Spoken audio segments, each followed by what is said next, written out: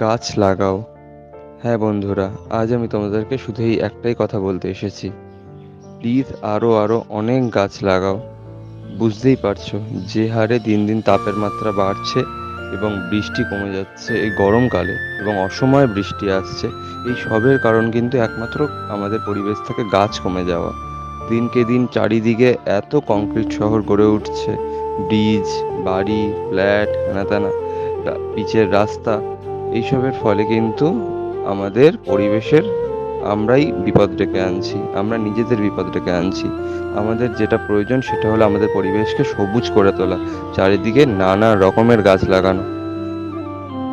নমস্কার বন্ধুরা, আমি অভিজিৎ। আজ আমি তোমাদের জন্য নিয়ে এসেছি আমার লেখা একটি কবিতা, গাছ লাগাও।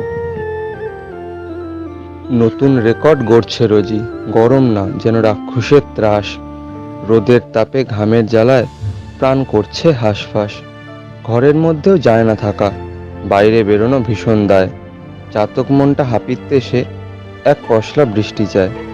প্রশ্ন শুধু একটাই জাগে, এসবের জন্য কারা দায়ী? আমাদেরই তো কর্মফলে দোষের ভাগী আমরাই।